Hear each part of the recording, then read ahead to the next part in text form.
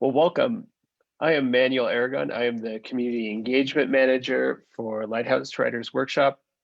Thank you for joining us on this Friday night. It was nice to have a little bit of sunshine here in Denver today, especially after all this snow. And so this feels like a really good way to kind of cap that sunshine. We have really excited. We're joined by poet Lester Mayers to celebrate the release of his new poetry collection, A Spring of Gay Black Feminine Joy. Lester Eugene Mayers is a Brooklyn native, a graduate of the Department of Theater Arts at SUNY New Paltz, and a current MFA candidate at the Jack Kerouac School of Disembodied Poetics. Gay, Black, feminine, and a feminist, Mayers tackles issues that have historically been ignored by the public. He's been published by the Huffington Post, Arsenal Pulp Press, LAMBDA Literary, Chronogram, Sojourner Truth Library, Colorado's Boulder Weekly, and I Am from Driftwood LGBTQ Archive. He's performed at many universities and theaters, including SUNY Oswego, Pace University, University of Buffalo, and Delta State University, Nuyorican Poets Cafe, Denizen Theater, and Unframed Artist Gallery. Lester, welcome. Thank you so much. Here, let me spotlight you. Thank you for having me. Thank you for having me. So I'm just going to get started and tell you a little bit about the book. The book is actually not a poetry collection. It has poetry in it, but what it is really is an encouragement of anyone who reads it, but specifically I'm in conversation with gay, Black, feminine men to divest from what the world has told us we're supposed to be and invest with what we know to be true through the lives we live and experiences. So I'm going to read to you a little bit of chapter 2, and then I'm going to skip to the end. But I must warn you that I do not censor myself when I write. I am always in conversations with the bodies of which I am talking to. And so you will hear language that is open and free. And if you have children there, I suggest you maybe step away, or they can listen and you can have the conversation with them later, whatever you choose to do. So I'm just going to begin reading. Chapter 2, From the Bottom of Freedom. James Baldwin once said, I can only tell you about yourself as much as I can face about myself. Facts. A term bestowed upon us by the world and so deeply wounded when offered by the Black community. All of those who try so desperately to pretend to know us, a term we've reclaimed and now use so advisedly. As we spend more time exploring, honoring, and recording the varying gay Black experiences, if we fags weren't the secret shame of our community and rather had the space to live as open as the blind eyes we turn to community-wide self-loathing, then perhaps we would have a better understanding that it gets better is by no means a truth and testament of time. Rather, it's knowing in the very moments of self-deprecation, contemplations of suicide, and downright feminine shaming that who one is, understanding how one is perceived and how one walks through the world while making no apologies is the only better it gets when you're gay, Black, and feminine. And I don't say gay people of color because we have to deal with our own individuality before we can deal collectively. Sitting in entertainment ballrooms by day and the saving graces at the judges' tables of balls by night is not all that we are, although we do have a right to compartmentalize ourselves like the rest of society. We also have the right to resist while taking life for everything that it is and leaving it for everything that it will never be. You would think us fags will be getting ready to move on and invent something different. The market for the ballroom is being coined by TV stations and white gays that have never spent a day in our hoods or shoes and couldn't have the slightest clue about the significance of being able to have a place to dip our bodies on the floor for protection and celebration, yet we've paid too much for the ballroom scene to ever divorce it. Jonte taught Beyonce her single ladies routine, and Frank Gatson taught En Vogue their signature walk, while Todrick Hall two-stepped behind Taylor Swift in an all too familiar revolutionary stolen style of dancing. What a shame it is we think being gay and Black gives passes to the lack of solidarity amongst our very own. There are many questions of identity within the gay Black community that could have been answered years ago, could have been, If a little more time went into answering the questions and questioning the answers, but what happens in the house stays in the house, and the questions and answers are still locked in there. Young gay Black boys are out to prove themselves all over this world. All we need is an opportunity. Then we will begin to comprehend that the delicate times of the 70s and 80s, where Sylvester James Jr. and Bayard Rustin peaked, is sure enough not gone, in spite of the fact that these icons are never mentioned when it comes time to deal with the revolution. Once, during a Joan Rivers interview, Rivers asked Sylvester, "What did your family say to you when they found out you wanted to be a drag queen, which you are?" To which Sylvester responded, "I am not a drag queen, I'm Sylvester."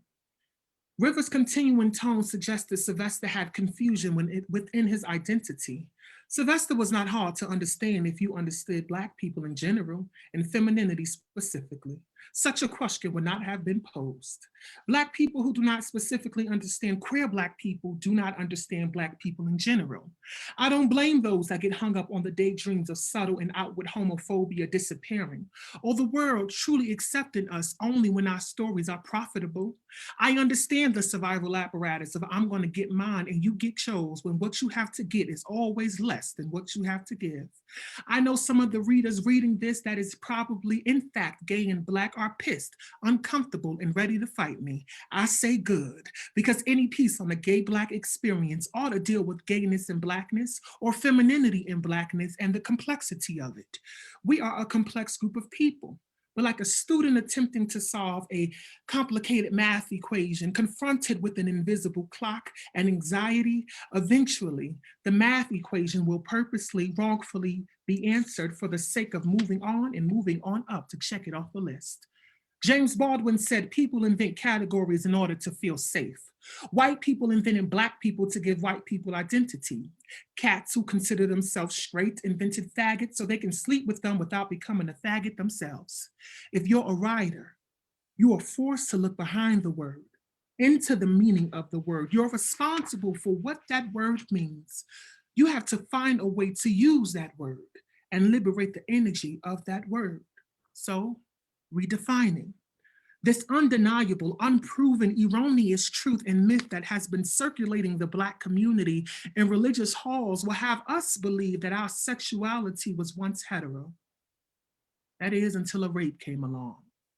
And the master ejaculated in our rectums and changed not only the Black man's story, but also the Black man's spirit.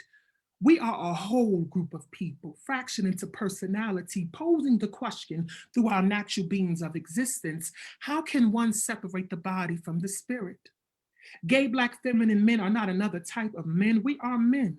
If this abandonment of gay Black feminine men continues on the account of a historic malady, the prospects of our safety will be even more fractured than our personalities.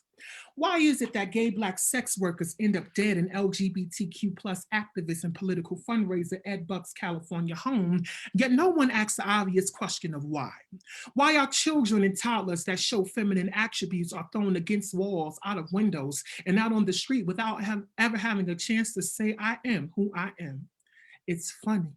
We say stay in a child's place. But what does that mean when a child is thrown out for being gay, bi, non-binary, or trans? How can one stay in a place with no foundation, no walls, no roof, and most importantly, no love?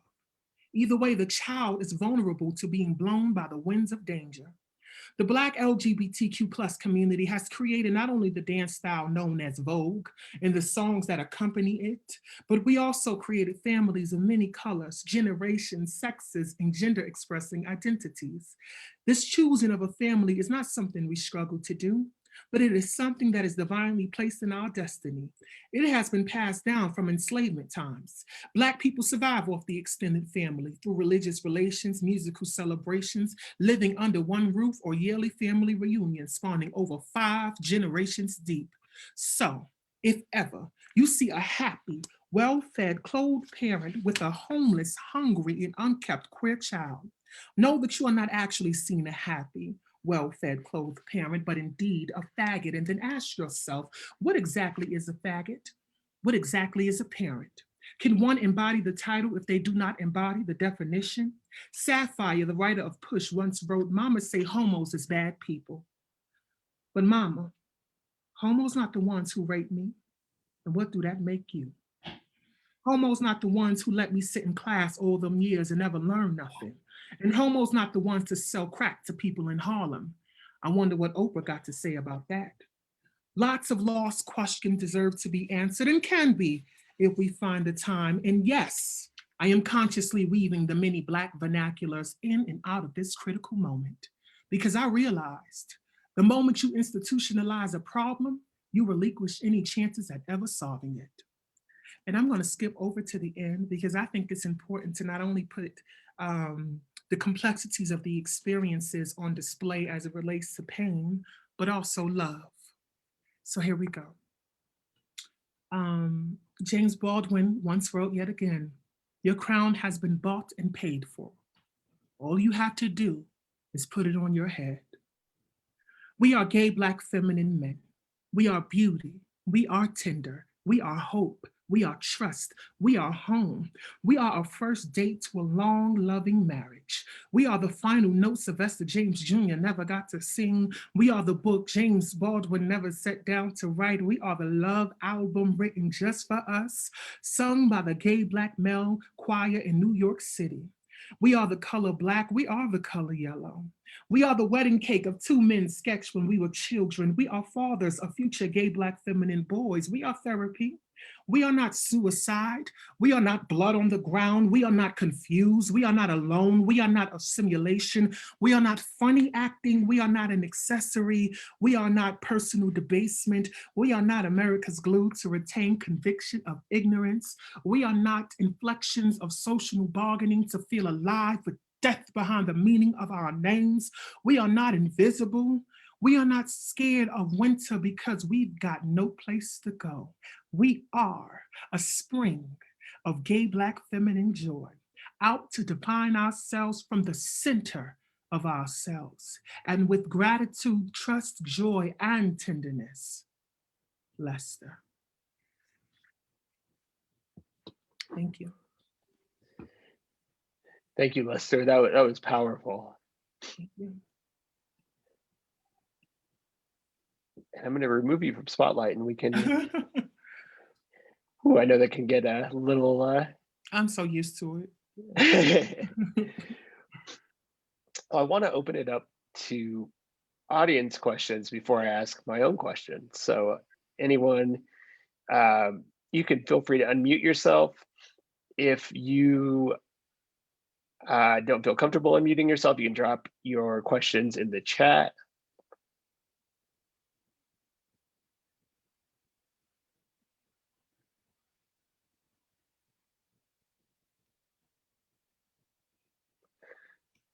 Well, I'll start first, actually, because we'll give folks, I see some thinking. So Lester, you, reading up on you and seeing your work, it seems like you define this, so it's a mixture of poetry and more, it's like a hybrid work. Mm-hmm. And then if I see that you've done some other writing beyond poetry and Yes. genre, how would you define yourself as a writer? Because I'm always, well, first, I think poets kind of make the more natural move between the stage and the page, right? And more so than, and I say that as someone who's a fiction writer, who not many fiction writers kind of make that movement back and forth. And so maybe tell us how you would define yourself and how you know which pieces, what kind of dramatic work they should end up as. Yeah, that's a beautiful question. Thank you. Well, I define myself as a storyteller. And I take any medium by any means necessary to get the story out. I'm trained in theater in undergrad, drama specifically, and I'm a writer. I want to say I'm a writer first, is the truth, but really what I am is a storyteller. And I'm free enough to meet any story that needs to be met. And I'm free enough to take any shape that story needs to take. But I have an amazing, amazing, amazing artistic team. My musical director and good friend is here tonight, Brandon. if there's a piece that I have and I'm just like, I don't know what this is, like I'll write it out and I don't know what it is. 9 times out of 10, he's the first person I'll send it to when I'm really, really confused, and he'll help me usher it out into whatever it needs to be, a live performance or a audio track or just a track with sounds behind it. But honestly, I just don't stop writing. I'm obedient to the word. And what that means for me is whatever I'm doing, my soul is open enough to listen. And so anything that I'm doing, it has to wait. I always say the chicken has to burn because I have to write. So if I'm cooking chicken and the words come to me, I will do it by any means necessary. But really, what I'm committed to is exploring the human condition, but specifically removing any shame that comes with life. I want to get down to the grit of all the things that I am writing or how I see it and how I hear it. But I want to do what Sapphire did in Push, what Intozaki did in For Color Girls, what Toni Morrison did in Beloved, which just was really to come from the center of the culture of which they're writing out of, to and through. And so by any means necessary, I would do it. A rap song, an opera. I've written all kinds of things and produced it. So I'm just a storyteller who's open enough and free enough to meet whatever form. I love that description that, you aren't defining yourself by the boundaries of any particular form, Right. right? You are really just letting your words guide you. Yes. And I think that's a really wonderful practice. It can be, I know sometimes that can be really challenging. And so I appreciate artists who really just move wherever they're taken. We have a question. Let's see, Catherine White said, Lester, I feel your words coming from an important and deep and perhaps vulnerable place. Mhm. Would you be open to sharing about daily practices, rituals that help you draw from this place? Thanks, Catherine. Absolutely. Yes, thank you for that beautiful question. And thank you for the giving me back what you feel. I appreciate that. Practices. So I meditate every day and I write through meditation. And meditation for me is not necessarily sitting in a pretzel style and upright and just breathing. It's really trusting myself to handle anything that I'm working on and writing at that time. And so I will write through, but I also sit and wait. I sit and wait and listen. I will play Jill Scott, Anita Baker, Al Green, Janet Jackson, and I'll wait.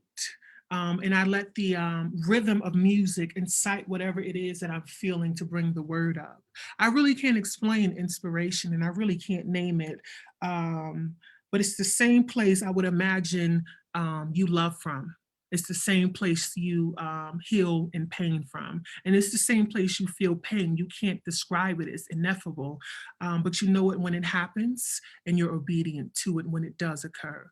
So my practices really are just genuinely being open, genuinely trusting myself and trusting the words to come in. But most importantly, trusting the audience that the village that will handle whatever I'm working on warmly. I never think that anything is too out of reach for anyone, or it's too much, or it's too strong of language to give to anyone. I just trust them. And I trust the timing of language as well. If you're meant to hear it when it's said or feel it, then you will.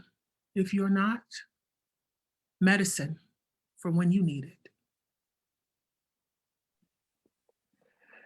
I love that description. Any questions from the audience?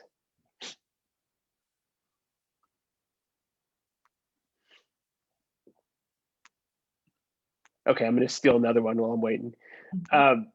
You mentioned that your musical directors here.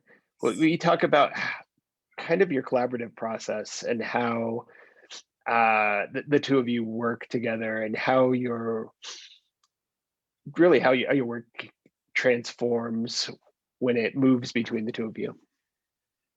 Yes. And I would even invite Brandon if you want to say anything, feel free, but no pressure. Um, we have an incredible team, and it's very small. It's about what, 9, 10 of us, from just product photography to the book jacket creator, to the pianists, to the singers. And we trust each other. Most importantly, they trust me, and I thank them because I'm always doing something weird. But we trust each other to not get in each other's way. And I really trust their gifts, and they trust mine. And that's the space that we're in and we operate from. We never know what we're doing, but we trust each other as a collective to figure it out. Yeah. I guess, hello, I'll say something about that. First of all, amazing performance, Lester, as always. And I don't want to take the spotlight too much. I think what Lester said is absolutely true. And, we met each other at very special times in both of our lives. And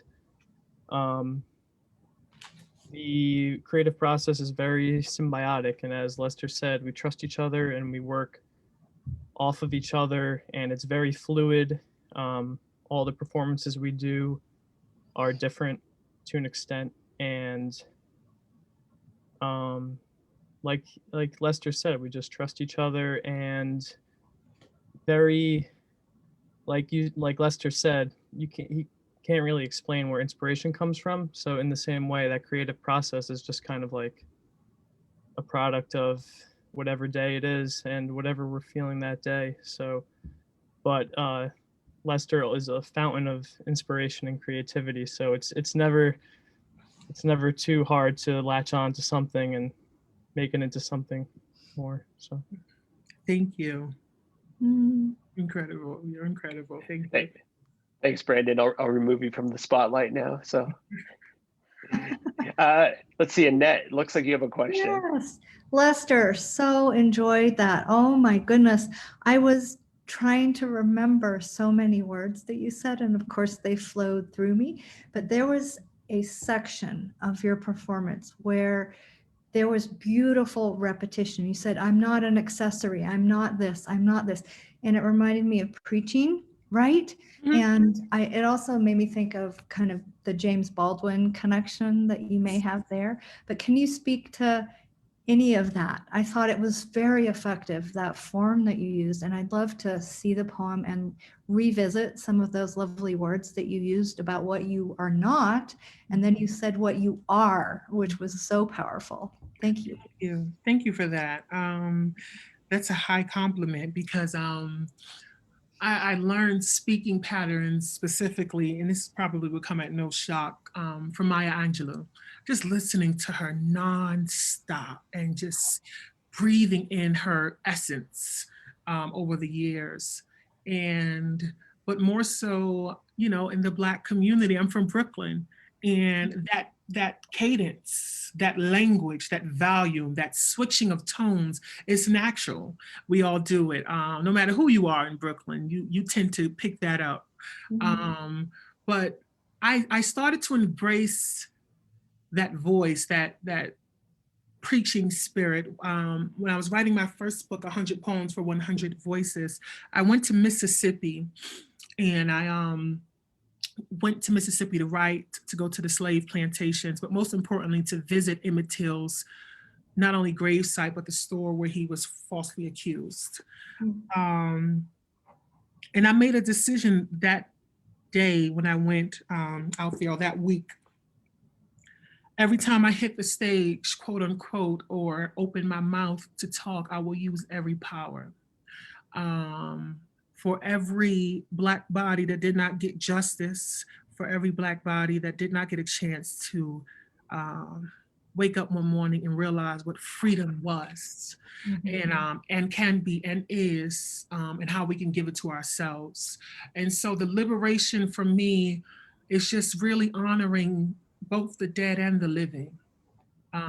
The inspirations in all things, from hip hop to jazz to blues to R&B, or to Vogue.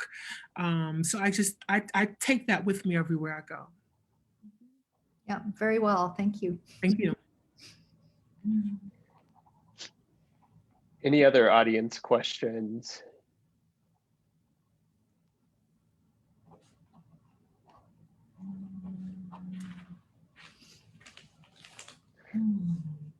Yeah, So let's see, Hannah. Thank you, Hannah.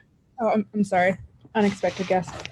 I was wondering just about your writing process in general, because I think Annette definitely, and I think everybody spoke to this, but everything you write is so sound focused, even in this criticism, in a way that I haven't come across before, and it's gorgeous. And I was just wondering, do you write things down, or do you speak them first? Do you record yourself? What's that process like? Thank you for that beautiful question and that high compliment. I literally freeze. When I hear it, I freeze, and I'm grabbing my pen, I'm grabbing my book, I'm grabbing my phone, and I'm writing it down. But I think in poetry. Growing up, I got left back immediately. My first year of school. I started school at 7, so I started school late, and I was voluntarily mute. And that's where I discovered Maya Angelou and her story. I had a kindergarten teacher who pried me loose of literacy by teaching me word association through poetry. She would stay after school with me, take me on, trips during the day and to the library, and she would just really take her time with me. But I learned to read and write through poetry, and that is how I think. And I can't turn it off. And I used to be ashamed of it, like, oh my God, because people they think that it's so highfalutin, or you're being too emotional, or romanticizing it a little bit too much, or romanticizing life. But I've learned to embrace it. And I write how I talk. I write from that place. I speak from that place, and I look at life and view life, and I stay alive from that place. So my writing process, yet again, is just to be obedient. Everything comes in the room. Nothing leaves. I don't use everything, but everything is there, either to keep me comfort, or to push me forward, or I'm using it as aftercare when I write something that has been a little bit too much for me. Thank you. Thank you, Hannah. I was going to ask you, maybe walk us through, I know you have various works, Yes. right? And maybe walk us through your journey as a storyteller and how that is looked across, whether it's musical performances, plays, collections, and your newest work. Yes. Yeah, so I went to Performing Arts High School in Harlem, and I studied dance, and then I also studied acting at the same time. And I had my own dance company while I was a teenager. And just to show you the dedication to the art, because it's literally a salvation for me. I remember being in high school and working from 10 p.m. to 7 in the morning. Classes started at 9 a.m. They went to 3 o'clock. Rehearsal started at 5. And I had to be back at work at 10 p.m., excuse me. And I wouldn't stop. I would not stop. I wouldn't get any sleep. And then I went off to college. And out of nowhere, everything stopped. I went to college 8 hours away from New York City, upstate New York, by a bus. And everything completely stopped. Everything halted. And I wasn't creating. And then I took a remedial writing class, because believe it or not, they told me I wasn't a good writer. The institution told me that. But I was in a remedial class, and the professor, his name was Nick, he said to me, what do you need to write? And if anyone knows me, I've always been a diva. I've always acted like every class was Carnegie Hall, or some grand thing that I was doing. And I told him I need Nina Simone. He said, I'll play Nina Simone, and when Nina stops writing, you stop writing. And I remember writing a piece, and that night I performed it at an open mic night, and I had the page in front of my face, shaking. And I took the page down. When I was done, everyone was on their feet and they were crying. And I thought to myself, wow, I can really do this. I can tell stories beyond dancing, beyond acting. And so when that happens, we tend to abandon the other things that was once our saving grace. I bring it all with me. And so when I got my BA, I transferred out after graduating, transferred to another program. I continued acting, I continued choreographing, I continued writing. And then Brandon and I got together and we did a poetry tour with a full band, 3 singers, a full tech team in New York, performing at some historical poetry venues. And I was able to bring all of that to that stage. And so it all connects for me. But at all times, I'm trying to honor the story and not necessarily the art form. That's great. Thank you for that. Any audience questions?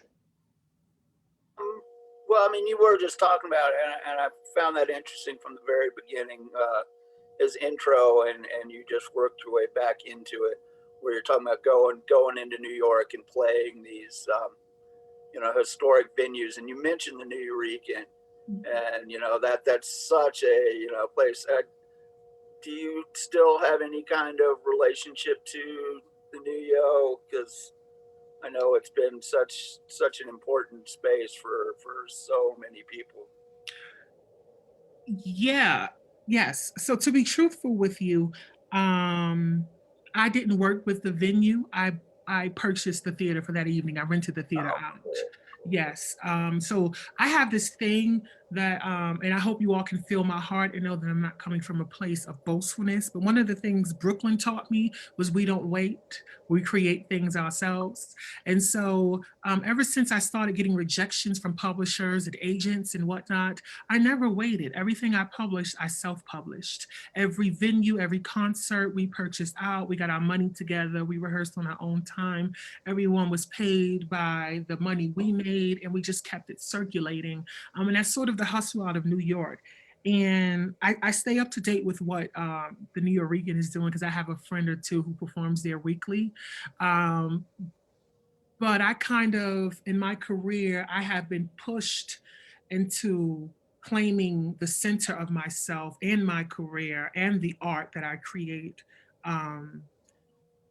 just out of the habit of having so many no's said to me. And I'm sure we all know, that feeling we get when we write poetry, we want to give it to someone because it's medicine.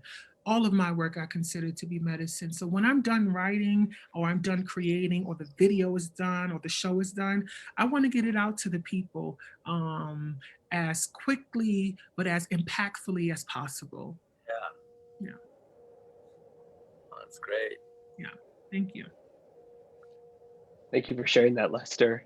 Any final questions from our audience?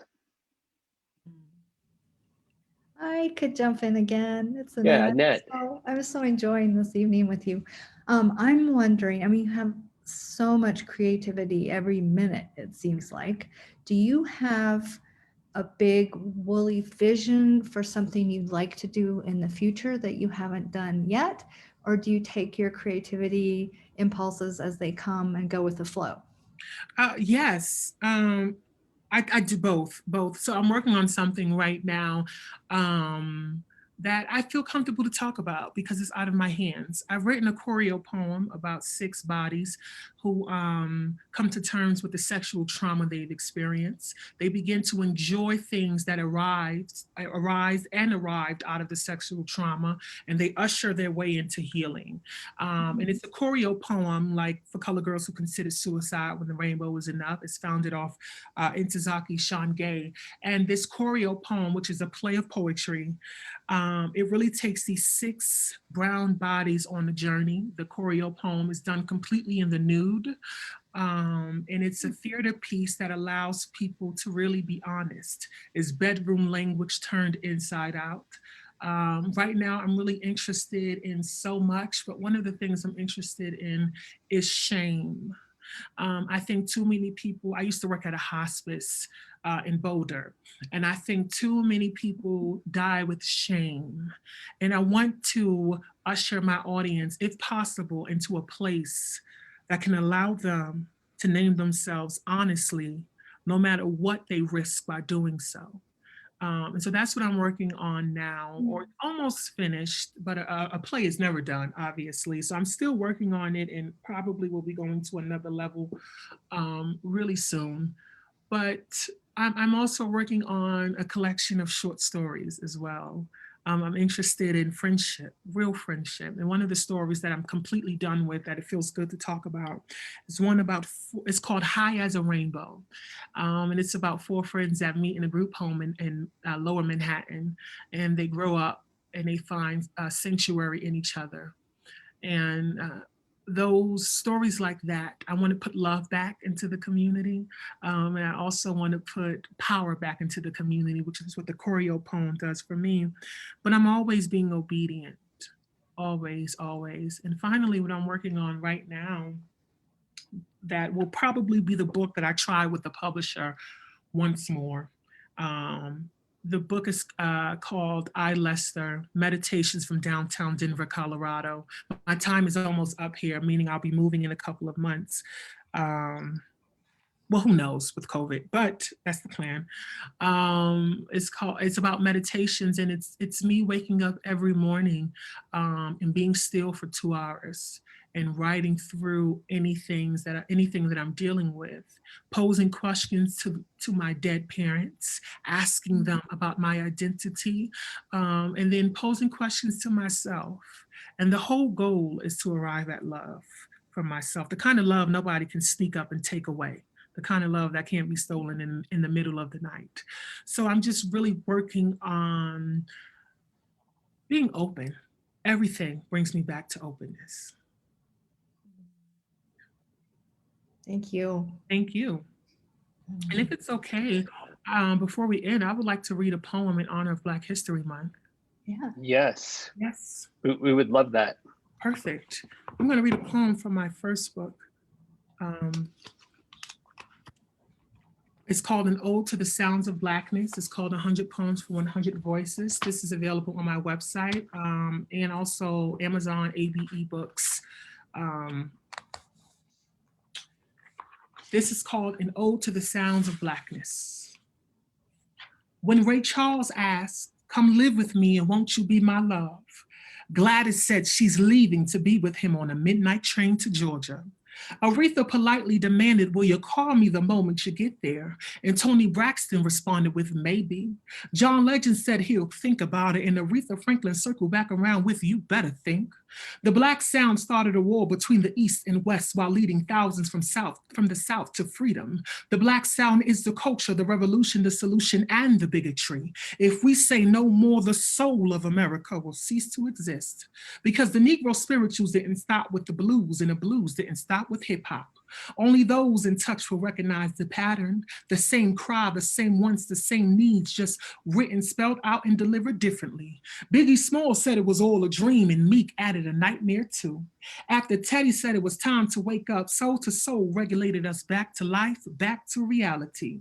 The Black sound is a parody of our perfect destiny. That's why everyone was so confused when Mary J. Blige sang she was going down when Erykah Badu offered her $3.06. It was such a contradiction when Missy Elliott said, "I can't stand the rain," and Rihanna sang, "Go on and let the rain pour." But LaShawn Pace cried, "There's a leak in this old building and my soul has got to move." Luther Vandross giggled with good because a house is not a home. Everyone still confused turned to the education, and the Miss replied, "Lauren is only human." So they turned to Nas and he offered one love, enticing CeeLo to holler, "Fuck you." When Marvin asked what's going on, Alicia Keys had to tell the truth with karma. In the name of the Black sound, Miley Cyrus twerks, Justin Timberlake riffs, and Christina Aguilera holds all her syllables. While Beyonce rings the alarm of formation, Sam Cooke suggests it seems like a change is gonna come. And Sweet Etta James, relieved, exhales with, "At last." The Black sound is the only sound that will save America. Don't believe me? Shh, and listen closely. Lester, thank you so much for inviting us into your space tonight and sharing not only your work, but your soul with us. We really appreciate it. Thank you. I appreciate you all for saying yes, for having me, for showing up. It's so good to see so many beautiful people and faces and meeting so many different people. I thank you. Thank you. Bravo. Thank you. Yeah, fantastic poem. Well, one final question. Just I saw that you're on,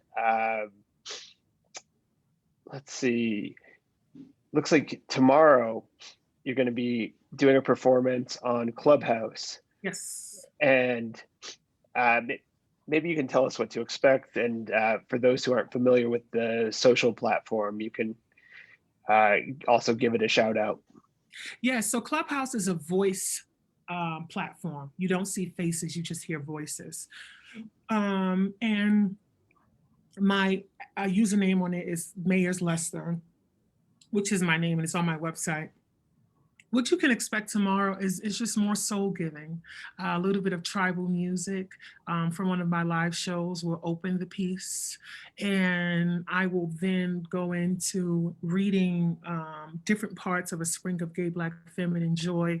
And then I will be in conversation with a friend of mine who will just question me and press against. One of the things that I like is when people say I agree or I don't agree with that.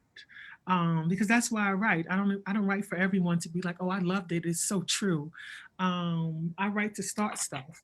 But sort of like what Toni Morrison did with Solomon, Song of Solomon, when it was banned from the prisons. I write to do that. So tomorrow will be a little bit more of that and what was given today, but a little longer, a bit of music, and just my voice taking you on a journey. Lester, thank you so much for taking us on a journey tonight. What time can folks join you tomorrow? Tomorrow we will be there at 7 p.m. New York time, so 5 p.m. our time. Okay. You can join Lester for dinner and a show. So thank you so much, Lester. We really appreciate it. Thank you all for joining us tonight. I hope you have a good weekend and hope to see you on Zoom soon, but also someday soon hope to see some of you in person. So thank you so much. Bye. Thank you. Thank you guys. Appreciate it. Thank you. Thank you. Fantastic storyteller. Keep doing it.